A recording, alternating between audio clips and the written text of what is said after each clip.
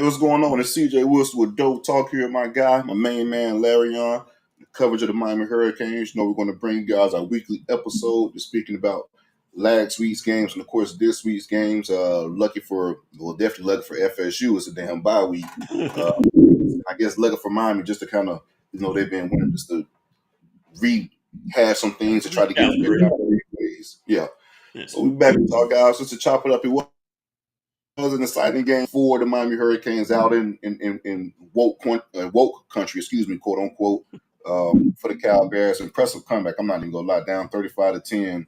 I went inside and put my gas up in the air and was about to get ready to get my victory tweets off a little bit. And the boys came back and it was crazy. It was like a tale of two cities with Cam Ward. He played terrible, like 3 quarters, maybe 2.5 quarters. And then he turned into, the Heisman contender down the stretch. Some luck down the stretch as well, too. But, shit, you down 35-10. Yeah, luck favors the talented. I agree. We saw the Patriots come back down from 25 points down as well. That's a talent. Shout out my Ravens, too, man. We came back down from the Bengals. So, yeah, I agree. That's right. I don't like the Bengals, man. I'm a Joe Burrow hater. I realized that recently. I'm a Joe Burrow hater. Crazy. Joe Burrow usually have his best games against the Ravens, and the motherfucker was light size against us. But we just so happen to have him right and still lost. Yeah. Just so happens we got Lamar Jackson, probably the most talented player in the damn league, and Derrick Henry to kind of complement each other. But yeah, even with Tallahassee, the game against the Clemson Tigers, it was a loss for FSU, but it was some promising things, some things you could kind of take forward and build for and be excited about. Of course, you never want to lose and this, that, and third, but shit, with the way the season's going, I'll take any signs of life, if that makes sense. But before we get started, make sure you guys like this video, subscribe to the channel. We drop these weekly just to kind of hear from each other's perspective on each side of the stick with Miami and Florida State. So like this video, subscribe to the channel. All right, we'll go ahead and jump it off with the late. You want to go first with the late night cap with the Miami Hurricanes, or just recap? Yeah, and go from there. Yeah, no doubt. So, we went out to Berkeley, man. You know what I'm saying? Rolled up. I was excited for it too, bro. Game day. Well, that's another thing too, bro. That's real quick. So we know game day was supposed to be in fucking Tallahassee this past weekend. Preseason one. That's what they was hoping for if FSU would have done their damn job. It should have been the Florida State Clemson. It should have been the top 15 matchup at that point in time, that type of deal. It was this guy, Clemson fan, just talking about it. He said he bought these tickets preseason, hype and all that type of deal. Doak under reconstruction. So let me go ahead and grab these tickets before it be too late, this, that, and the third. So he bought those tickets bought 2 tickets for $300 a pop. He was saying, right. So he looked within the area for those tickets for the game prior to Saturday. Which is going for $30 a piece. Ooh.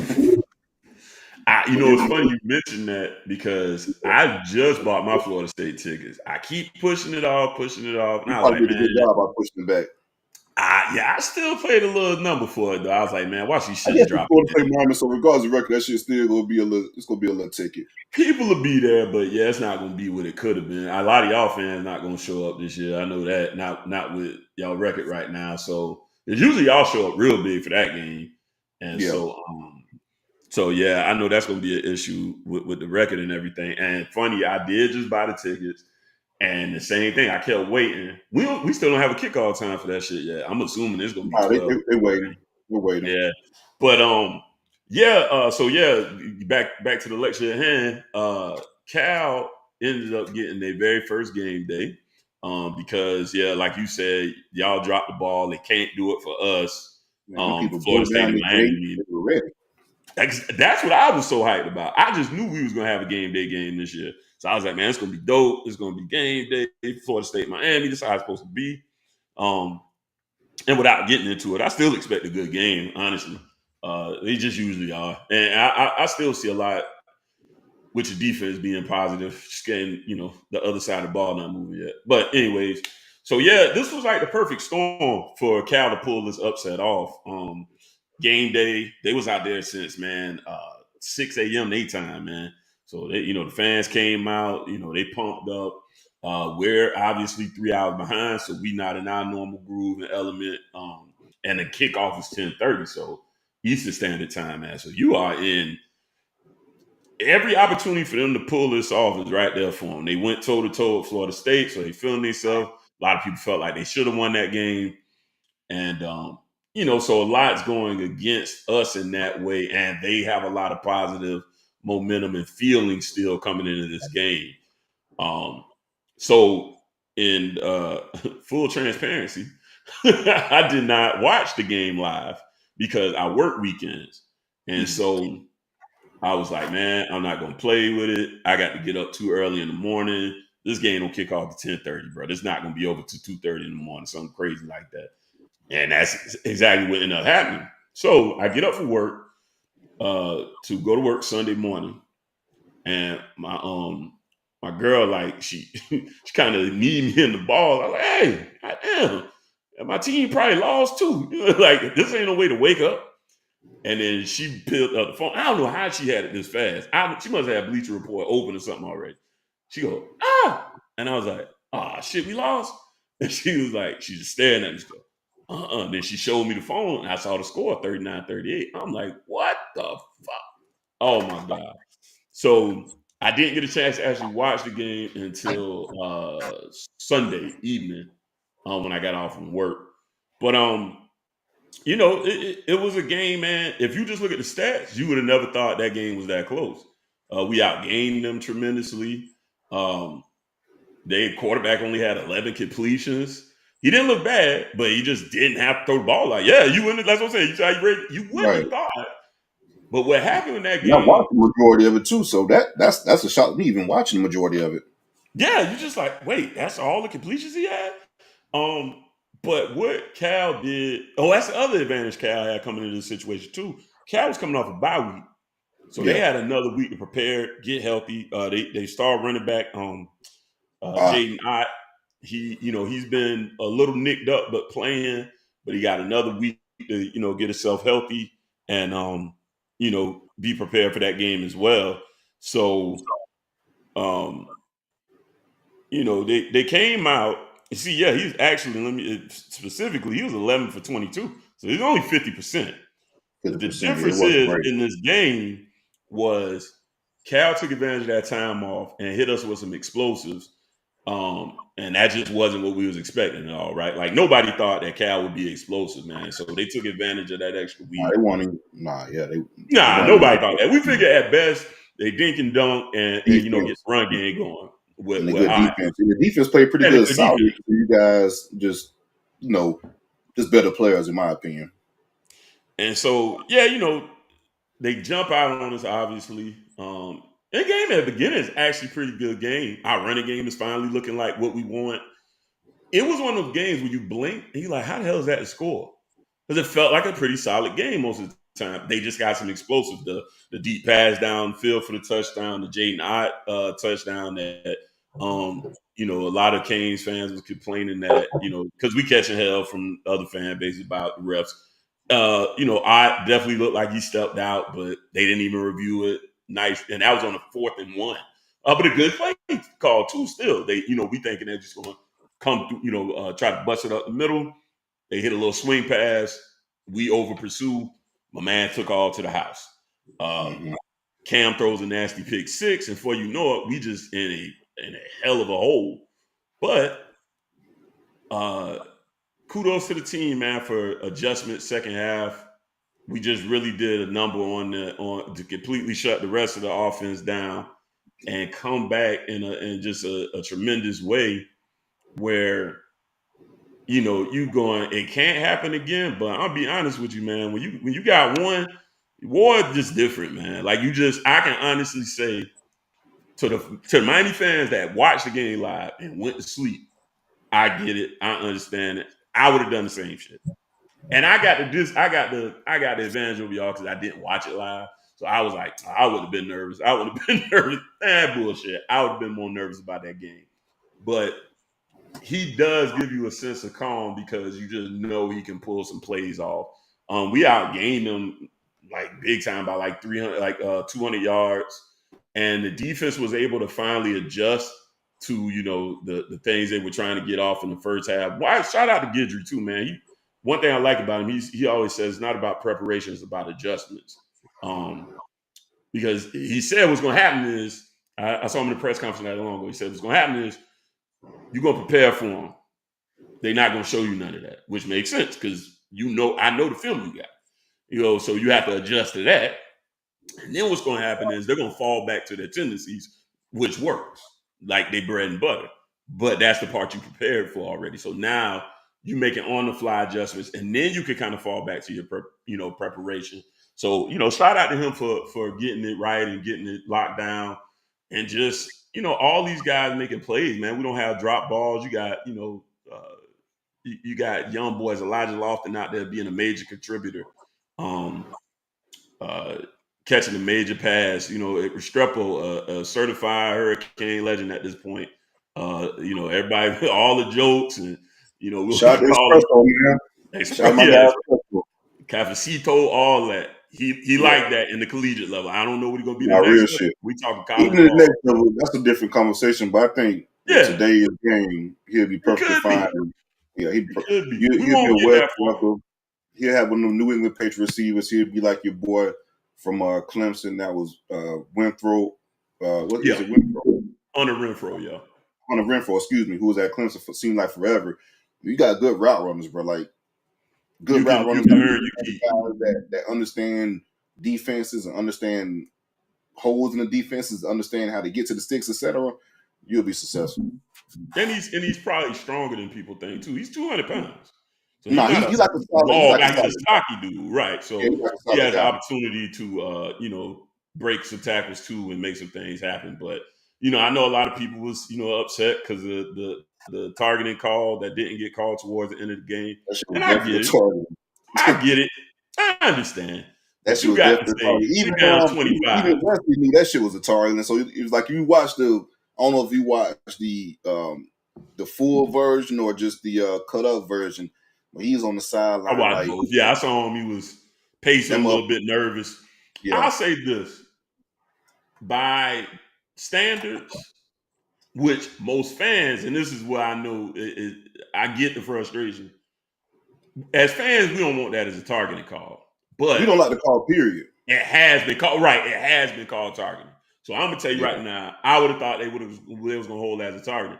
But actually, the same thing happened to Grayson McCall when he got knocked out that game. And same thing, they didn't call targeting on that one as either.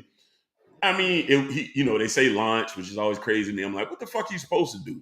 Like, they playing football. I feel like targeting is bullshit. Now, some of them are just straight up egregious, right? Yeah, I kind of agree. You can tell somebody kind of spear somebody, lead with the crown.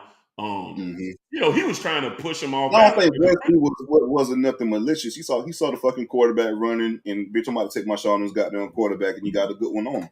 It was shoulder to shoulder, and the head slid up and hit him. Do I expect that to be called a targeting? I don't know. In the future, maybe not, but definitely in the past, that's definitely a targeting. So, but like I say, luck favors the talent, man. That team came out there. They kept it though. You up 35. You supposed to take care of that, right? Right, you up 35-10. There's no fucking way it should be on some last possession type of deal at that point in the game. So I got to tell everybody, make no apologies. A little differently because the coach is trying to milk the damn clock, trying to do certain things. I guess they just ain't converted enough fourth downs and enough conversion first downs, didn't stop you guys enough. But that's still that's not easily said as far as stopping, Cam Ward and the Miami offense. But it's nothing they really could have. I can't really say Cal blew the game. I can't really say they blew the damn game. It was 35-10. You guys had an amazing comeback. Everything started clicking. I can't really say that. Yeah, I can't really say Cal blew the game. Miami won the game versus Cal blowing, in my opinion.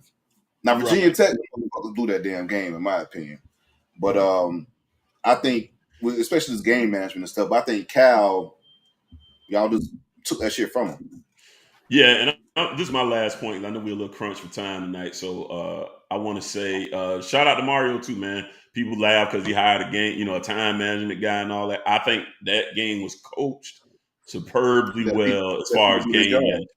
Yeah, and that's something that we've been In the seeing court. a little more of stepping back some. You can see where he went on the sidelines and he kind of looking at Dawson and Ward, but he's Now, like, I all right, had a what joke y'all I gonna was do? before the timeline, but decided not to when Cam Ward was having turnovers and shit. I said Mario can't say shit to Cam Ward. Mm-mm.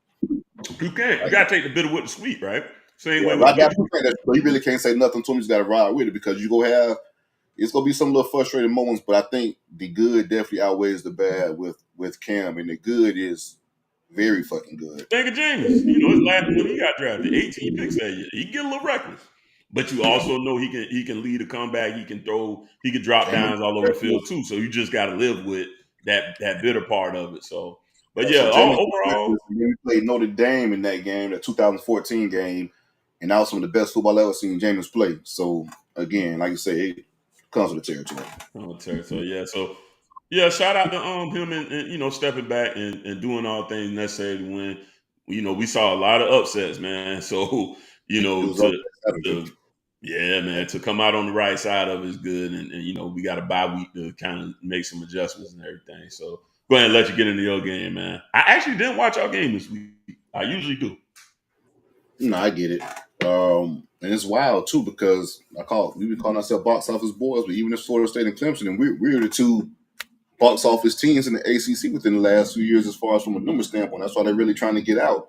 From a number standpoint, it wasn't one of the most watched games. Cal and Miami outshined us along with other ones. So hell, but and I think it's more so this FSU thing. I can't really blame Clemson. Them motherfuckers only lost one damn game this year, and that was against Georgia. When you 1-5 or 1-4 going into, it is what it is. But yeah, so we ended up losing 29-13 versus Clemson. I'm not going to go on the full recap because I did that in the previous live. If you guys haven't caught it, check it out. Some things that stood out. So, of course, we want to talk about the quarterback. Let's talk about Brock Glenn.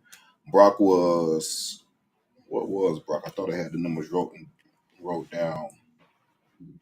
Pretty much Brock had 2 touchdowns on the night, over 240 something yards.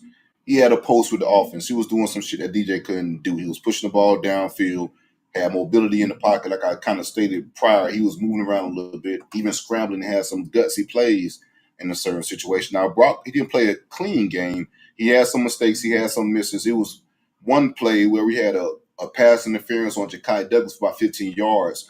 But if Brock looks the other way, we pretty much had the same situation with a defensive lineman being matched up on a wheel route with Lawrence to a Philly. So we caught Peter Woods on a wheel route with Lawrence to a Philly. I'm in the damn stand saying it's a damn touchdown.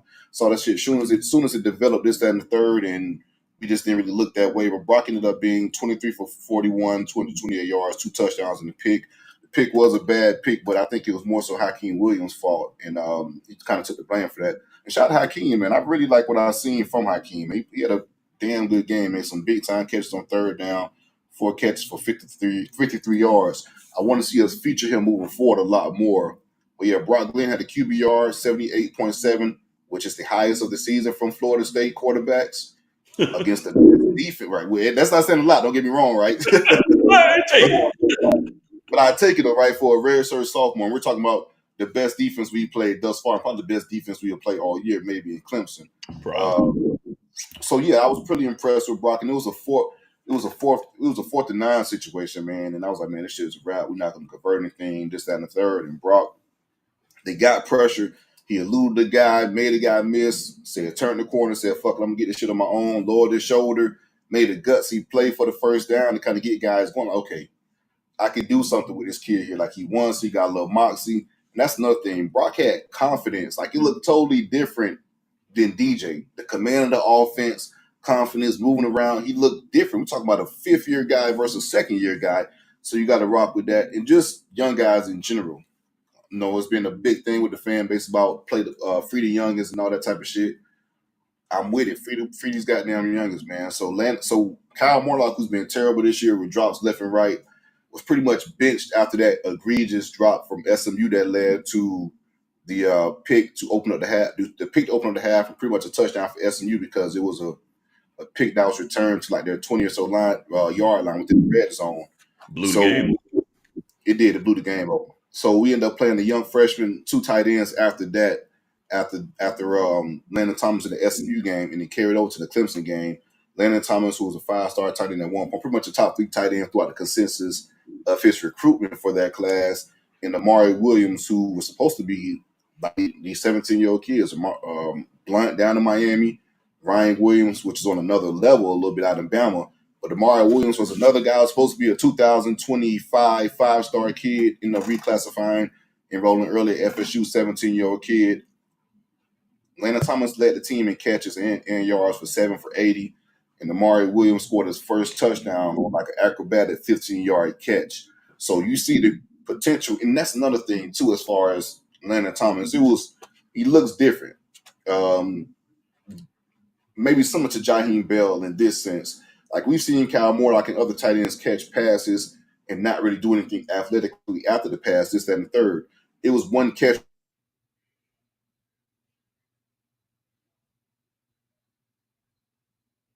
I think we lost CJ. Yeah, again, so you might have to refresh. There you go. With him moving forward, you got big play potential with Landon Thomas at that tight end position with him and Amari Williams. Hakeem Williams, a true sophomore, like I stated, he's starting to come along, play some really good ball. I want to get him to feature him a little bit more. We saw Mekhi Dansley, Cam Davis, the 2 freshman running backs. Mekhi Dansley is the all-world track sprinter. I like it was a couple plays that Mike had designed for him. It was an interesting play, rather, that I thought was really damn good. We ran it like 3 times against Clemson. Every damn time it was open. The last time Brock ended up underthrowing him, and he pretty much had like do a one-on-one battle with the receiver, had a chance to catch the ball, ended up dropping it. But just to give you a description of the play, he would line up Mekhi Dansley on one side of the field, motion him all the way over to the opposite side of the field to build up that speed and pretty much run a wheel route with him from one side of the field to the other. So you're seeing the track speed, the all-world type of speed being built up, just running straight up. It's like kind of like the CFL a little bit. When CFL use running starts for certain routes, we're using it that way from a horizontal standpoint, not going vertical up and down. So we did that with him, and he's pretty much going the wheel route full speed. And he's a track guy as it is, all-world blazer. And you have a full speed build up. The corner stands no fucking chance to be real with you. So he was open about three times. One time Brock didn't go to him. The second time he didn't have enough time to get the ball off. The third time I kind of dropping the pass. But I like the potential and I like the play call for Mike kind of drawing up and using his player strength in regards to Mekhi Dansley. And also, like I said, just a true freshman getting some play time. Otto. Otto was a redshirt freshman offensive lineman from Key West. Low-rated 3-star. This kid he's like a Mario type to take. Crazy size with potential that you can develop and coach. 6'5", 330, had up and down play, but you saw the potential. So from an offensive line standpoint that's been struggling, you see a flash within a young guy. But going back, we didn't do anything.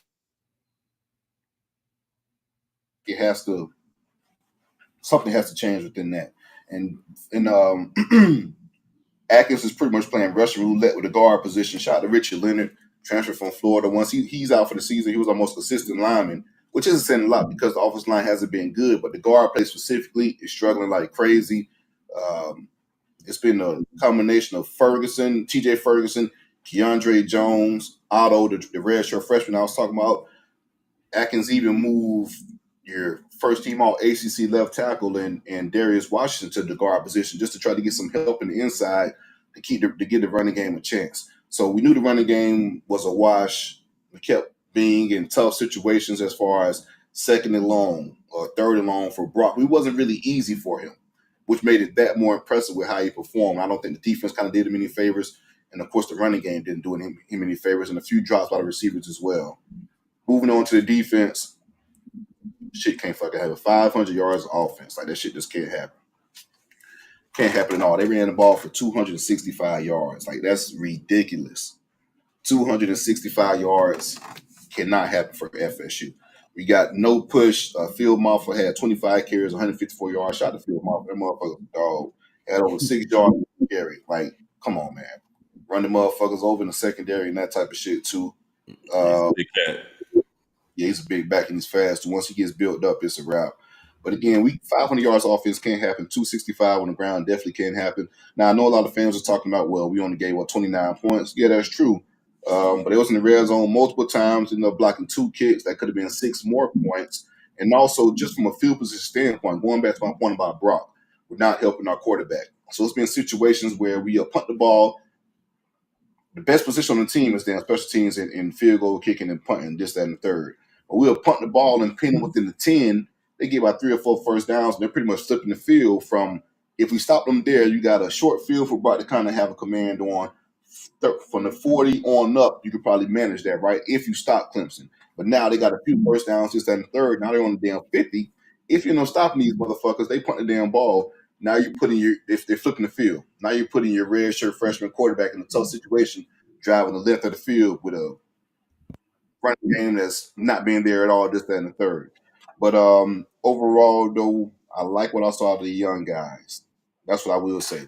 We may have something with Rock. I think going into this bobby is going to be very key.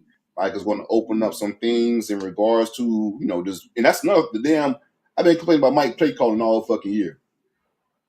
He had a few bad play calls within that game, but the majority, like, he was actually opening shit up, and it looked a little bit different. It looked like some FSU offensive old, like, putting guys in positions, taking some shots downfield. So that's the first damn game against the best defense you'll probably play.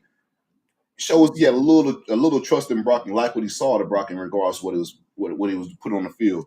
So we could build on that for this bye week and then go on to the Duke game. Shout out to the Fighting Mannies next week. We can see what's going on. That's all I got as far as that, man. It was another loss for sure. But I like what I saw to Brock Glenn, and we could probably build on that going forward in the future. Yeah, we actually got a bye coming up as well. So just kind of give like a mid-year. We 6 games in, obviously on both sides. So as far as the Canes go, mid-year, I guess if I was giving them a grade, I'd give them a B plus. They're winning games. Offense is, top 3 in the country right now, depending on whatever, metrics you want to look at. They've maintained that. And the defense hasn't been horrible, but it's definitely things we could tighten up on. So what I want to see in the second half is we continue to get a little healthier. Jalen Rivers has still been held out. That is our starting left tackle. Markel Bell's grown in that position. He's a JUCO guy that, it's his first year. Ideally you might want to redshirt a guy like that. But I mean, he's a tank too, man. He's a land carrier. He's like 6'7", a legit 6'7" guy. So, he has some tremendous wingspan and whatnot, but he just got to, polish up his technique at this level. And he's growing, but I still want to see Jalen back. Hopefully we can get him back by this Louisville game, which will be after the bye week. We did get Bain back. That was a big help. Damari Brown is another guy he would be our starting corner. Everything I'm hearing with him is still week to week. I'm not confident that we're going to see him until, maybe game 10, 11. Like, it really sounds like I've heard no good progress. And then at that point, how much can you really contribute? So, we got to get healthy. I think defensively, we just need to make some of the tweaks necessary so that we don't get busted up for these huge plays. Because that's really been our biggest Achilles heel this season thus far. We'll play sound defense for, the majority of the game, majority of even a set of downs coming at us a series. But then we'll give up that one big one. You'll see, happen in Florida, huge run, happening in USF, huge run. Several times in the Cal game, they were able to pull off some explosives. So, again, some of it is live and die with what Guidry does. But I think he could dial some of that back, especially with Bain back, and maybe do a little less blitzing in order to not end up in some of these situations. And I'd like to see some of the young guys maybe get in a little bit more rotationally. Maybe JoJo Trader see a little bit more action, at wide receiver. The wide receivers obviously been playing good at Horton and Restrepo. But then, George is very exposed to the ball in his hand, but he can be a little inconsistent. He keeps getting in trouble for, these techs, basically, these 15-yard penalties for talking shit, and he got to be top 3 in the nation because he always getting into it and he getting flagged for it. Well, he got flagged in the Cal game, and you like, what did he do? So you know it was just something he said. Then so guys like him, Lofton's been getting a lot of play. Maybe might want to see a little bit more of Justin Scott at defensive tackle as well.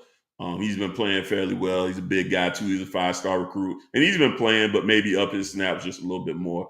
So hopefully that's kind of what I want to see on the back half of the season. And just let's quit getting out. I don't want no more cardiac canes for the rest of the year. That back-to-back weeks is tough, man, and you don't want to have to deal with that week in and week out. So we'll tighten up some screws, and I think this season can still go exactly as we anticipated. Louisville will be a tough road game. I know they're not ranked no more, but I don't really, just because the team's not ranked doesn't mean they're not good anymore. There's no talent there. They were ranked for a reason, and they're gonna get up for this game. We coming to visit them, and they heard the hype, so. We just got to control things a little bit better. I think we're a better team overall, but we just have to kind of get control and maintain control better in these games now that we're in the ACC play. No, I think y'all season goals are definitely still in play. Do I think y'all are as good as I thought y'all were a few weeks ago? I don't think that. I do think that was more so early scheduling things like that. But as far as season goals for the ACC specifically, I think you guys can still, be in Charlotte and compete for the ACC championship. I think it'd probably be you guys and Clemson for that game. We'll see how that plays. I think SMU Clemson might get it too. You say what now? SMU could get it too. We might play our JV squad. A lot. They look pretty tough. That quarterback pretty nice. Do y'all play them? No, we won't play them. So it'll line up only in the ACC title game if that would go down. Right. So, and I think their first ACC game was against us. I gotta look at their schedule. SMU to see how they played Florida State. They played Louisville. Yeah. I don't think they played Clemson. Don't play Miami. I mean, shit. There's only so many. It might be lined up, man. We'll see. Little JV squad come out. That will be interesting. They're gonna have murder on their mind. That would be interesting, especially if it was a 3-way tie between you guys. It'd be the top ranked teams. Yeah, and then I'm pretty sure it'd probably be you and Clemson for a ranking perspective. Right. SMU has a bye week this week. Yes, and then they got Stanford. Yeah, they got Stanford. Oh, they got Stanford, Duke, Pitt, BC, Virginia, and then Cal. Pitt's undefeated as well too. So yeah, I mean that could be a good game. Yeah, Stanford. I kind of agree with you, man. It does line up nicely for. They could, yeah, they could. So let's keep an eye on time. Yeah, so go ahead, bro. Let's jump into Animal of the Week and what you got. Hold on, I wish you guys like this video. People that's here, go ahead and hit that like button. Let's get these picks off real quick. Oh yeah, shit, I forgot about the picks. Yeah, we got. This was a big week too. I know, man. It's a couple real solid games. I still gotta, I've been dealing around here, man. We got the storm rolling in, so dealing with some of that as far as getting going back and getting our records together because I do want to get the records compiled and we can get back to our regularly scheduled program. But they're dealing with weather. That would be dope. Dealing with weather. Yeah. Milton's bearing down on us right now, but it's gonna hit Tampa and St. Pete pretty bad. Supposed to hit us as a 1. So I'm home. I got the shutters up and I'm chilling. But be safe, bro. Shout out to shout out my Central Florida people, man. Tampa, Orlando, Southwest Florida. Just pretty much the entire state of Florida in general. I know it was saying like this is the worst possible storm for Florida as far as where it hits within that area. Because it's pretty much going to be affecting the entire state of Florida aside from just the Big Bend on west. So again, shout out to all the people that's dealing with the storm. And you guys know I love Tampa dearly, so I hope the city stays intact. Don't mess with Tampa. That's the spot. All right, so we got our normal 5 games, man. A couple of good ones here. We got Florida, who is 3-2 right now. Against number 8 Tennessee, another team that fell victim to the upset to Arkansas. Tennessee by 15.5 right now. Tennessee is at home on that one. Yeah, give me Tennessee, and I like them to cover. That Florida shit is dead. We'll probably win one more damn game. That's Kentucky. We were saying early in the season Yeah, they might not beat I them, ain't giving right? them So Kentucky. I'm No. not either. They lost the last 2 or 3 to Kentucky. You know what Yeah. Stu was doing. So yeah, I think that Florida shit is there. This is the part of the schedule where people kind of foresaw preseason for them. They feel like you get a couple wins early in the season before that shit kind of pile up. They got 3 thus far. Give me Tennessee, man. They're out for blood from last year. Offense is a lot more explosive, and they're playing at home. Give me Tennessee. Yeah, I'm with you. I think we get a half of football. That's going to be interesting, competitive. Tennessee going to be pissed off though. They messed up some things as far as their season goes.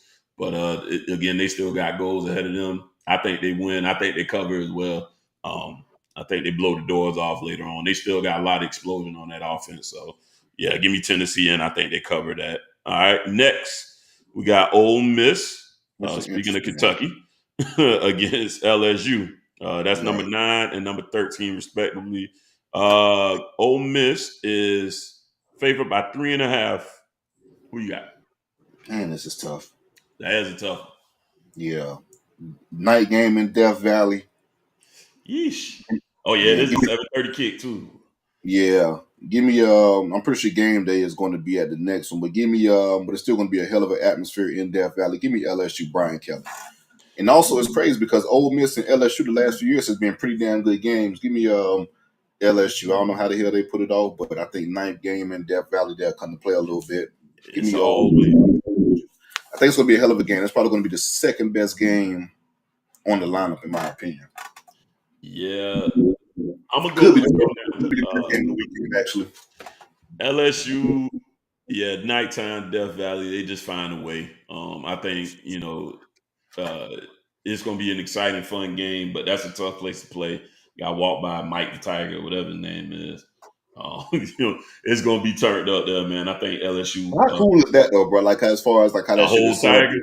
Yeah, right on the visitor side. As soon as you guys get there, that shit, gets riled up and stuff. That's an intimidating factor for sure, man. I love college football. Yeah, it's different, man. Ain't it fun? It's so fun, especially this year right now. Right. Yeah, so give me It LSU ain't fun in this that year at one. all. But go ahead, bro. Well, in the general state The of general stance, right? football. All right, next we got a top 5 matchup. This is the one. Ohio State is number 2 against number 3 Oregon, both undefeated. Ohio State is favored by 3. This is the one. A lot of people kind of circle this preseason with Oregon, first year within the Big Ten, and Ohio State. Seeing Michigan win the championship are pretty much going crazy in the transfer portal, getting all these guys, Jeremiah Smith, this, that, and the third. This is the first test for Ohio State as well, too. I don't know, bro. It's tough. I don't know who the hell I want to go with. It's at Oregon. Fuck it, give me the Buckeyes, man. I believe in the Buckeyes this year. I think they went all out last year for a reason. This is the year that they has to kind of prove naysayers wrong. Give me the Buckeyes. Let a naysayer know. Right. I think I like Ohio State too. I'm sorry, I almost said Oregon State. I'm with you. When I was talking to somebody about ball recently, and they're talking about what we pulling off, and we ain't that and this and that. And I go, okay, I feel you, but at the same time, Vanderbilt beat Alabama, bro. Like this is a season of you better just win. That's true. I mean, you can talk shit about Miami, how they play. That's fair, but at the same damn time, you got Georgia 1 point against Kentucky. Right. Bama, we thought was all world after being Georgia, right? Exactly. Losing Vandy. So again, I get it. You got to win the damn. Yeah, and figure it out. Figure out your W's. It was upsets Yeah, galore. I get it. So, So if you want to talk shit about Miami, you can talk shit about plenty of other teams as well. exactly. You want to judge us at our worst, but judge them by their best. And it's like, well, wait a minute. Are we how we gonna play this? But anyways, I did mention the only 2 teams that I think right now are true dominant forces that are probably the 2 scariest teams in football right now to me is Texas and Ohio State. Jeremiah Smith is a man. I don't even watch Ohio State because he's supposed to be the king. It hurt my heart to see that young boy go out there. Noble, bro. Man, get out of here.